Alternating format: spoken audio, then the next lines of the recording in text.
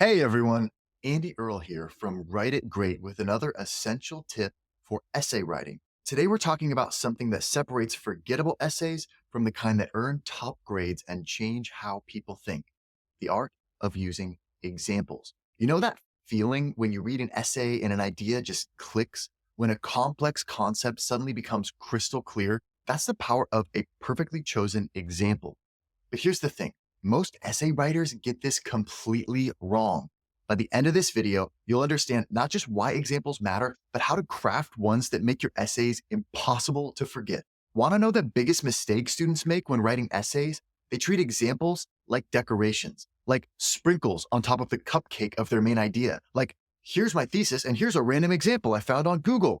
But here's the problem: your brain doesn't work that way. When you encounter a new idea, your brain immediately starts searching for connections, something familiar to hook onto. If the example feels disconnected or generic, your brain just ignores it. Think about textbooks you've read. Remember those bizarre word problems about trains leaving different stations? They're technically examples, but they don't help you understand or remember the concept. They're just noise. Great examples don't just illustrate your point, they make it impossible to forget. Let me tell you about one of the most brilliant thinkers who struggled to make his ideas stick. In the 1960s, Edward de Bono introduced lateral thinking, a revolutionary approach to problem solving. It should have changed everything about how we make decisions. But despite having a groundbreaking idea and tons of research behind it, lateral thinking never really took off. Why? Because de Bono's examples stayed stuck in the abstract. He'd explain lateral thinking using puzzles and hypotheticals instead of real situations people could relate to. It's like trying to teach someone to cook by having them solve math problems. You might be exercising their brain, but they're not learning how to make dinner. Great ideas need examples that bring them down to earth. When you're using examples in your writing, they need to feel real enough to touch. Consider these two different ways of explaining confirmation bias. First way: people tend to seek information that confirms their existing beliefs. Second way: imagine you're convinced your neighbor doesn't like you.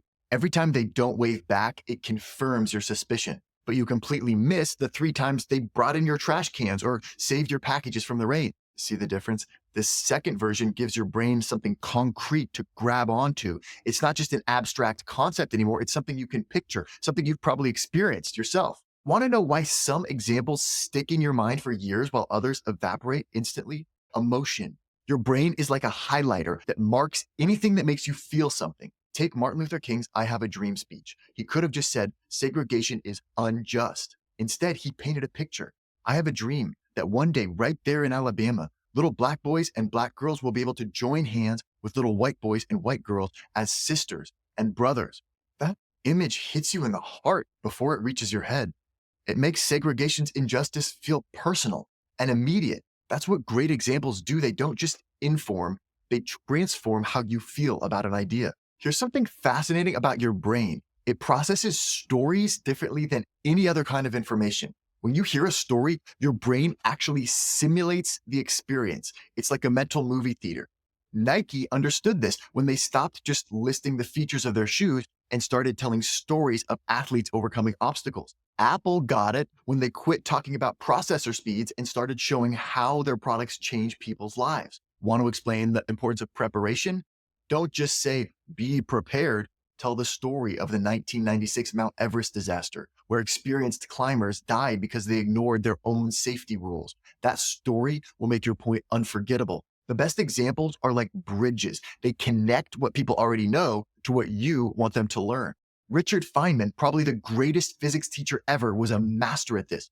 When explaining why atomic particles spin in different directions, he didn't start with quantum mechanics. He started with a tennis racket. He threw it, spinning in the air, and it flipped in a weird way. Suddenly, quantum spin didn't seem so mysterious. It's just like that tennis racket that you've played with before. That's the magic of a great example. It takes something complex and connects it to something familiar. It's not about dumbing it down. It's about lighting up the path to understanding. So how do you find the perfect example for something you're writing?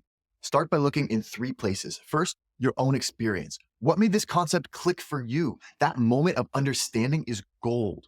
Use it. Second, look for contrasts. What's the opposite of what you're trying to explain? Sometimes showing what something isn't can make it clearer what it is. Third, watch for reactions. When you're explaining your idea, What examples make people's eyes light up? Which ones make them lean forward? Those are the keepers. Remember, the best example isn't always the most impressive, it's the one that makes your idea impossible to forget. Here's a simple way to know if your example is working. Explain your idea to someone using your example, wait a week, then ask them to explain it to someone else. If they use your exact example to explain it, you've struck gold. That means your example has become permanently linked to the idea in their mind. It's not just an illustration anymore, it's become part of how they think about the concept.